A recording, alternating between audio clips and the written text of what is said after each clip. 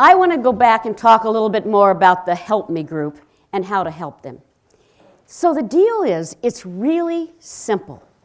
It's so simple, all you have to do, remember, they don't need education. They need it, but it doesn't work for them. And they don't need a law or a fine. They need something else. And I want to talk about how you figure out what they need. And it's so simple, you ask them, how can I help you? And I have two stories about where that's exactly what people did. And were very successful because they listened. They listened deeply, caring. In fact, they listened like the Dalai Lama. You know, like no matter what they said, they just heard it and took it in. And so I want to start first, though, and tell you some underlying theories here that actually inspire this. One of the components of social marketing is to understand the audience barriers to doing the behavior. And I think a bowling analogy is really good. So think of the pins in the bowling alley as the barriers. And the marketer, commercial marketer, social marketer, has 4 tools in the toolbox to knock down the barriers. We've got products like quit lines to help people quit smoking. We've got price, like incentives to help people get a grant to insulate their attic. We've got place, like making it really convenient to get a flu shot. Like I know of a place where it's a drive-through flu shot, and so what you do is that you roll up your sleeve, you put your arm out, and then you get your flu shot. We make it easy. And then promotion. So a lot of marketers are only using one of those balls, the one in the far right-hand corner.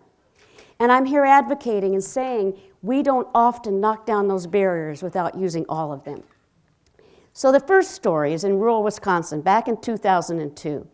A really good friend and colleague of mine, Mike Rothschild, who was at the University of Wisconsin in Madison, was approached by the Department of Transportation to help work on reducing excessive driving after drinking excessively among men 21 to 34 in rural Wisconsin.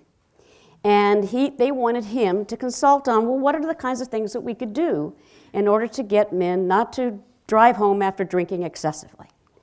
So Mike is a marketing professor, and he's passionate about developing products and services to help the person do the behavior. So he went to the bars to talk to the guys. And he went to them, and he sat down with them, and he asked them 2 questions. The first question he asked them was, so why do you drive after drinking so much? Like I know you've been drinking a lot tonight, and you're going to drive home. Why do you drive home? Mike, to get home. I need my car in the morning to go back to work. Everybody does it. I've been doing this for a long time, and I've never gotten caught. And we go home at 1 o'clock, and there's nobody around. It's just fine. So Mike said, so if people would really like you not to do that, what would you like in order not to drive home after drinking so much? Anything? Yeah, just tell me anything. Well, okay. I'll tell you what, I'll drive home, and then you come pick me up. But, you know, like not in a school bus. Well, what would you like to be picked up in? Well, a limo. And, well, what else? Well, I'd like to be able to be taken between the bars, not just to the bar, but between the bars, and then take me back home. And anything else? Well, yeah, how about it be a big car so that you could take a bunch of my buddies with me? Anything else? Yeah, we'd like to smoke and drink in the limo. This is exactly what they gave them. So watch it. And it's still happening today, 10 years later. The product. They refurbished old limos, got grants to do that. And they hired drivers to take them in these limos. Price. It cost these guys $10 to $15 per night, per guy. Place. They could go online and say where I want to be picked up and when, or they could call. Promotion. They branded this program Road Crew. Guess who's not worried about driving tonight? So here's what really counts. In the first 4 years, Road Crew gave 97,200 rides. They had an impact they were able to judge the impact, given the reduction in crashes, that there was a 17% reduction in crashes. And then the ROI is the best part. The taxpayer cost per accident was calculated at $56,000. They took the entire cost of this program, divided it by the number of injuries cost avoided, and that was $15,000. It was an incredible investment. And as I said, this program continues on today in over 32 communities in Wisconsin. The second story is a little closer to home, here in Kirkland, Washington. And I was approached by the city of Kirkland when I was at the U to come over and talk to them about how to increase usage of these flags. So these orange flags had been there for about 10 years when a citizen of Kirkland had gone to Japan and had used these orange flags to go across the crosswalk and had been very impressed by how cars slowed down when they carried the orange flag. So they put all of these flags mostly in the downtown Kirkland area.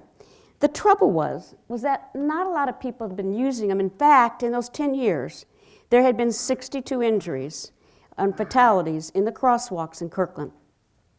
So, like Mike, I wanted to know why they didn't use the flag. So I asked them. In fact, I had a student sit in Kirkland for 20 days and once an hour go to a person not using the flag and ask them, what are some of the reasons you didn't use the flag? Well, I thought that they were for the drivers. You know, it's like this orange flag is hanging out this pole. I thought that was meant telling the drivers that there's a crosswalk here. I thought that maybe it was for construction, actually. It was the other one. The holder is really hard to use. It's like, it's really high, and you have to, even for normal people, and you have to get it at the right slant in order to get it into the slot. And, you know, I feel really safe. I work here. I mean, I've been working here, I'm just fine. Yeah, the truth, I'd feel really silly waving this flag across here. And there were only 6 flags at each location. And some people would come in the morning and take the flags across, and of course there wouldn't be any there for the rest of the people during the day. So there weren't enough flags.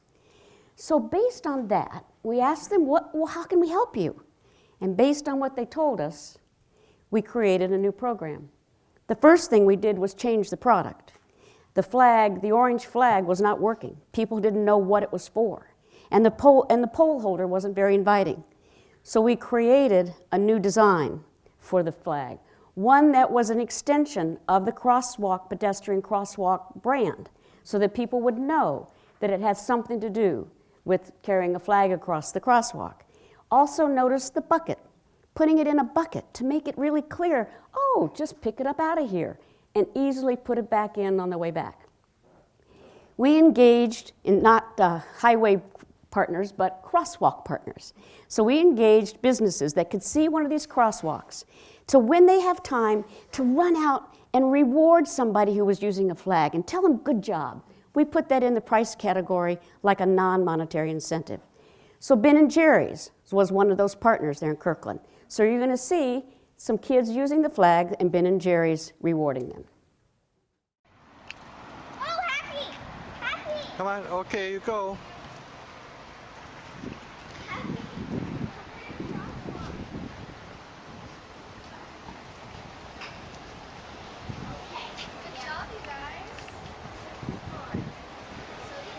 Now she said, wait a second, where's mine?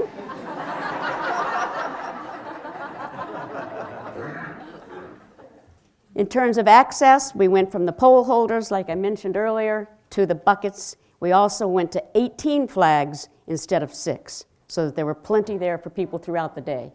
In terms of promotion, to address the I feel safe people, it was take it to make it. 62 people have been injured or killed in crosswalks in Kirkland. Not carrying a flag, 62.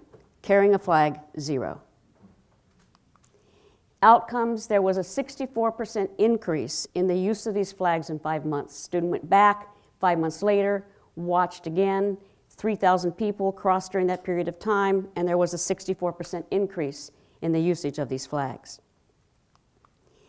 So I have a wish for social marketers. Many people know that I have a strong desire for people to use all 4 Ps. The reason being that that's what it takes to knock down those barriers. So I wrote a song about it a couple of years ago, but I'm not going to sing it for you because this thing gets videotaped and it might be like seen by lots of people, and I might never work in the town again, maybe the world. But so I've asked my granddaughter to sing the song that I wrote about my wish for social marketers. I'd like for social marketers around the world to see that they will have much more success by using all 4 Ps. The product helps our market perform. The price one gives some glee. The place P is a way to save them time and energy. I'd like for social marketers around the world to see the final P is one we use to shout at the other 3.